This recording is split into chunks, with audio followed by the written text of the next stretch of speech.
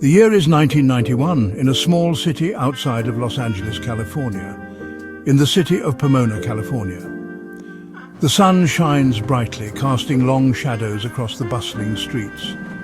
It's a summer filled with promise, a time for laughter and carefree days. But for Luis Delgado, this summer would become a crucible, a test of character and resilience. This is the story of Luis Delgado, a story of a young man, how he fought his way for being accused of something he didn't do.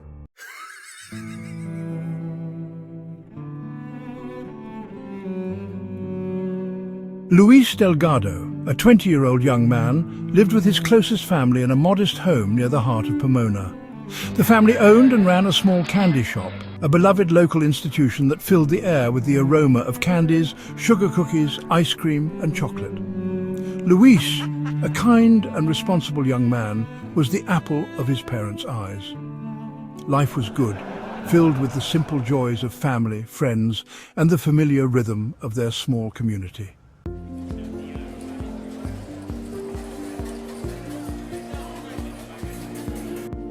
It was a typically busy day at the candy shop, customers coming and going. Luis decided to take his nieces and nephews to the park, a green oasis in the heart of the city. The children squealed with delight as Luis pushed them on the swings, their laughter echoing through the summer air. Little did they know that this seemingly ordinary day was about to take a dark and unexpected turn.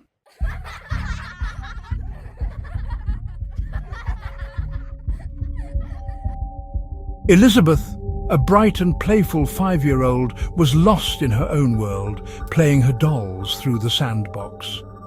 Luis, ever watchful, noticed her shoe had come untied.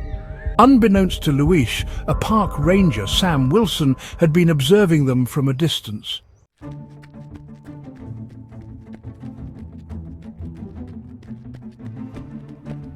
Sam strode towards Luis and Elizabeth, his heavy boots thudding against the pavement. Is there a problem, officer? Sir, I need to see some identification. Luis, taken aback by the ranger's accusatory tone, fumbled for his wallet. I'm just here with my niece. I was just tying her shoe. That's not what it looked like to me. I saw you were touching that little girl. Sam, his face an unreadable mask, remained unconvinced.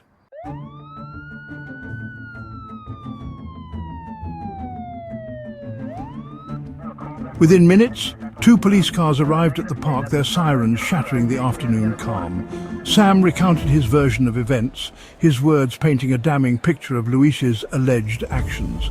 Luis, his heart pounding, tried to explain to the police that Elizabeth is his niece, that he would never harm her. But his words seemed to fall on deaf ears, lost in the whirlwind of suspicion and accusation.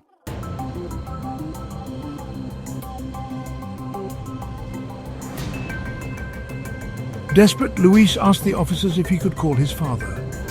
The police accepted his request. Julio Delgado, Luis's father, arrived at the park within minutes of receiving his son's frantic call, telling his family to stay and watch the shop in a busy day. Despite Luis's pleas of innocence, the police officers remained unconvinced. They asked Luis to stand back in the wall without getting handcuffed. While the 2 officers talked to Julio Delgado and Sam Wilson,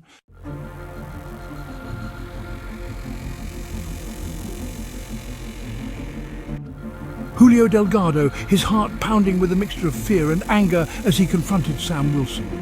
What are you talking about? That's my son. He would never hurt anyone, especially my granddaughter. That's his niece. I saw what I saw. Your son was behaving inappropriately with that little girl. I have a duty to protect children from monsters like him. Sergeant James Nicole and Lieutenant Austin Smith quickly moved to separate the 2 men.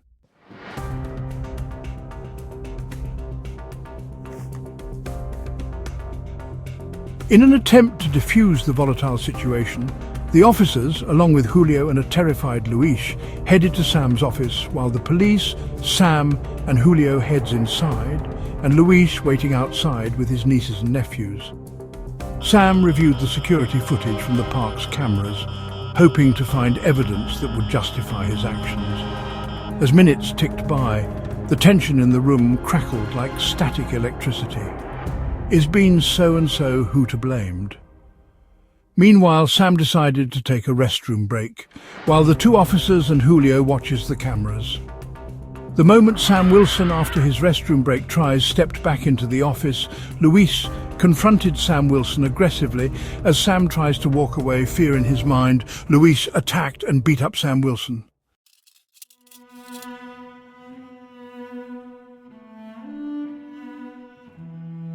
Hearing a heavy scream for help, Sergeant James Nicole and Lieutenant Austin Smith ran outside, moved swiftly to pull Luis off of a dazed and bleeding Sam Wilson, and placed Luis under arrest.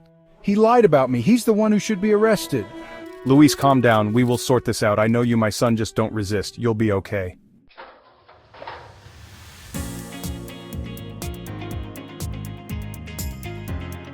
After 3 agonizing days, Julio and Margaret Delgado were finally able to secure their son's release on bail.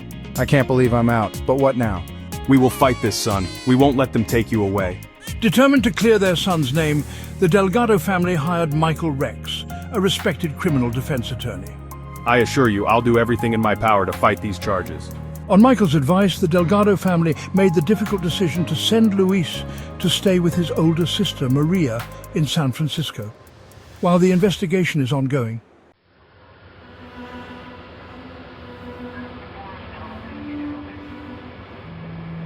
The flight to San Francisco was short, but for Luis it felt like an eternity. Everything feels so different. How am I going to do this? San Francisco, with its cool breezes, fog-shrouded hills and vibrant energy, felt like a world away from Pomona. Welcome to my house, Luis. It's not Pomona, but we'll make it work. Maria, his older sister, welcomed him into her modest apartment with open arms. Her presence, her unwavering belief in his innocence, offered a glimmer of hope in the midst of his despair.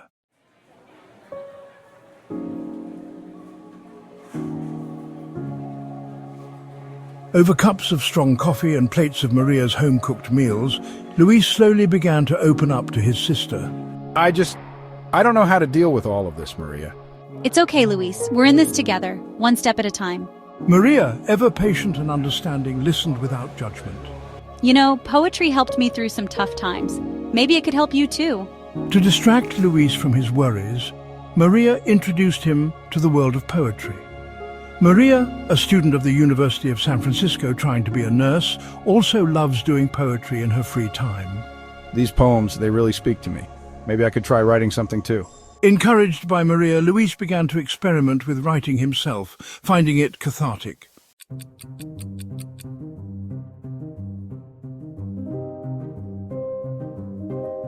As the days turned into weeks, the spectre of the upcoming trial loomed large over Luis. I can't stop thinking about it, Maria. What if they don't believe me?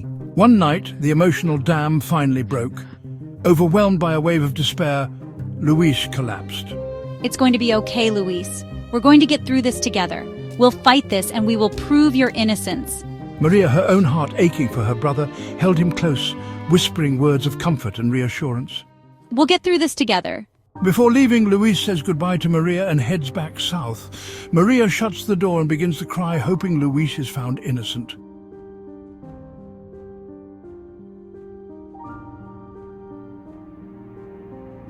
The day of the trial finally arrived, a day that had been both dreaded and anticipated. The courtroom, filled to capacity with journalists, curious onlookers, and members of the Delgado family, buzzed with nervous energy. I can't believe this is happening. It feels like a nightmare. Sam Wilson, his testimony, a key element of the prosecution's case, took the stand, his voice firm and resolute. Luis Delgado showed clear intent to harm the child. His behavior was aggressive and inappropriate. Michael Rex, his voice sharp and incisive, skillfully cross-examined each witness, exposing inconsistencies. So, Mr. Wilson, can you explain why your account of the events differs from that of other witnesses? The jury, their faces impassive, listened intently to the evidence presented, their verdict holding the power to either shatter Luis's life or set him free.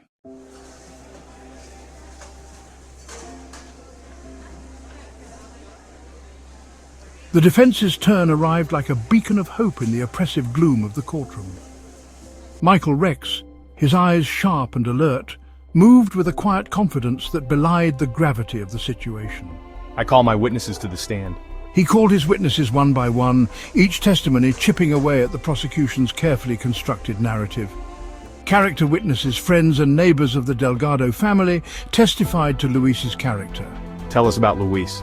They spoke of his kindness, his gentleness, his unwavering love for his family, particularly his nieces and nephews. They painted a picture of a young man incapable of the heinous acts of which he was accused. Here we have photographs of Luis and Elizabeth playing together.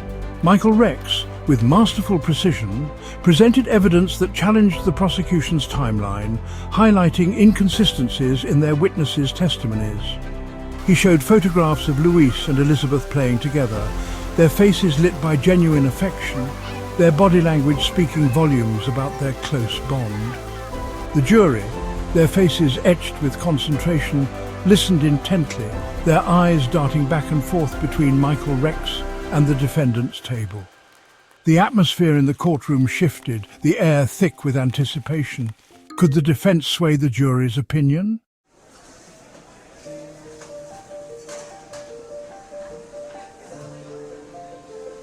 The tension in the courtroom reached a fever pitch when Michael Rex called Elizabeth to the stand.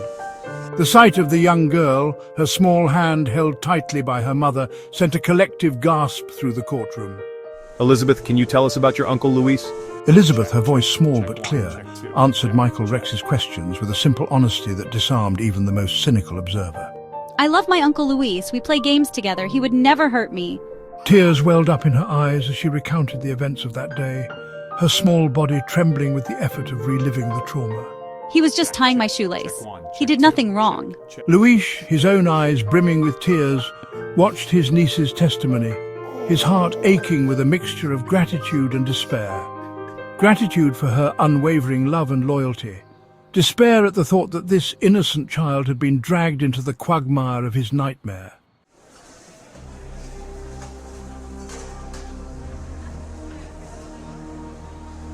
Just when it seemed that the jury had heard all the evidence, just when the weight of the prosecution's case threatened to tip the scales of justice against Luis, Michael Rex made a dramatic announcement.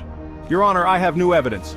A collective gasp rippled through the courtroom as Michael Rex revealed a previously unseen video recording, a recording that captured the events in Sam Wilson's office from a different angle. The judge, his expression intrigued, allowed the recording to be played. The grainy footage, silent but powerful, showed Luis's attack on Sam Wilson, but it also revealed a crucial detail that had been omitted from previous accounts. The video clearly showed that Luis was helping Elizabeth with her shoe tie. His body language shows he never touched Elizabeth inappropriately, his words clearly audible, and Michael Rex turned to Sam Wilson and say, They'll never believe you. You're going down for this, you dirty rat. The courtroom erupted in chaos. Sam was surprised the implications of the video were impossible to ignore. Sam Wilson, the man who had accused Luis of such a heinous crime, had deliberately provoked the very act of violence that had led to Luis's arrest.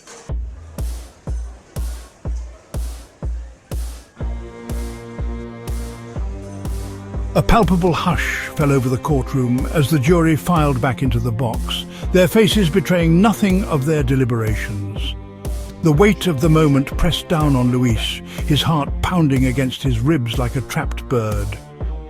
The jury foreman, his face etched with the gravity of the decision, stood and faced the judge. Your Honor, we the jury find the defendant. His voice wavered for a moment. Not guilty. The words hit Luis like a physical blow, the weight of the world lifting from his shoulders. A sob escaped his lips, a mixture of relief, disbelief and overwhelming joy. He looked at his family, their faces transformed by radiant smiles and tears of happiness, and he knew that he was finally free. The courtroom erupted, a cacophony of cheers, applause and sobs of relief. Luis's family surged forward, engulfing him in a tight embrace, their love and support a tangible force that washed away the last vestiges of his ordeal.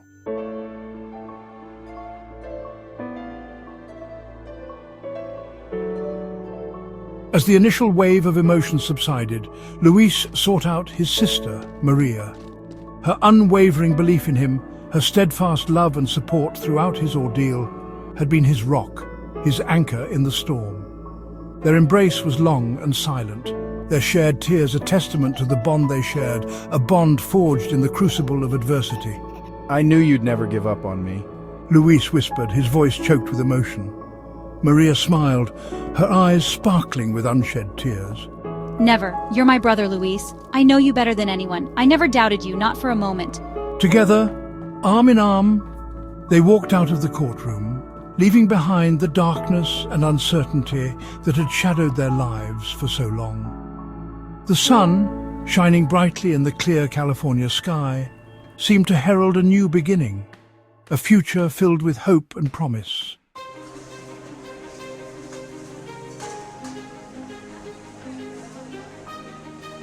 In the aftermath of the trial, Luis found himself drawn to a new path, a path dedicated to helping others who had faced similar injustices.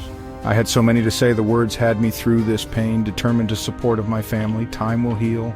His life was a bit challenging, but in his mind time will heal. He has seen the help from Michael Rex and the family hugging him, and a shoulder to cry on, and a path towards healing and hope. Years later, as I stood on the court seeing the verdict and that, Mr. Rex saving me from this case, from that dreaded monster Sam Wilson, and the surrounded by my loving family, I couldn't help but reflect on the long and arduous journey that had brought me to this moment. The summer of trials had been a crucible, a test of his strength and resilience. But it had also been a catalyst, forging within him a newfound sense of purpose and a deep appreciation for the precious gift of family and freedom.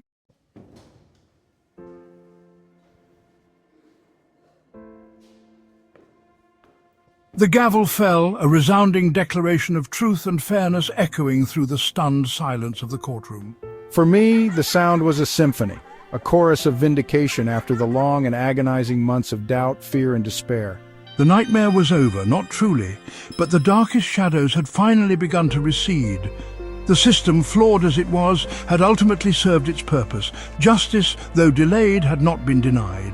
As we emerged from the imposing edifice of the courthouse, the California sun felt warm on our skin, a stark contrast to the chill that had permeated our lives for so long. Luis, his arm wrapped protectively around Elizabeth, drew strength from the love that surrounded him. His family, their faces etched with a mixture of relief and lingering shock, walked beside him, a united front against the storm they had weathered together.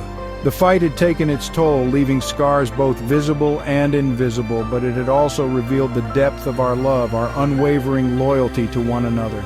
In those fleeting moments, as they walked towards an uncertain future, they clung to the fragile hope that the worst was behind them.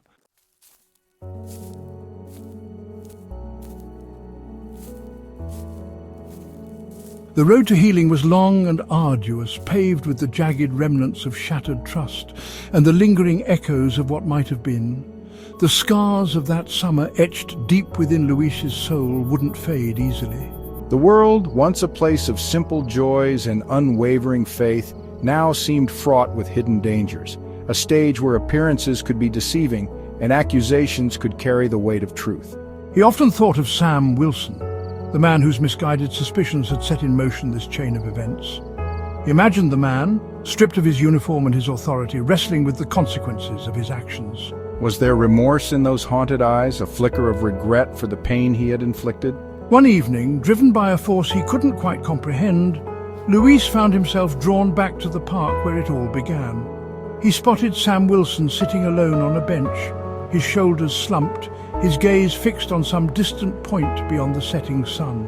Hesitantly, I approached him, the words I had rehearsed countless times dissolving on my tongue. Luis, I'm so sorry what I did. I wanted to tell you that I don't hate you. What happened?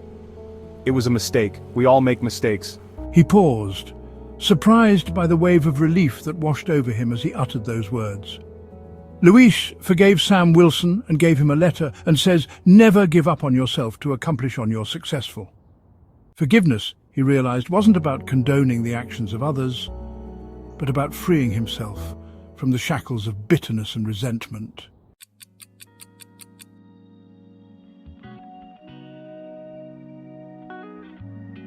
Life, as it always does, went on.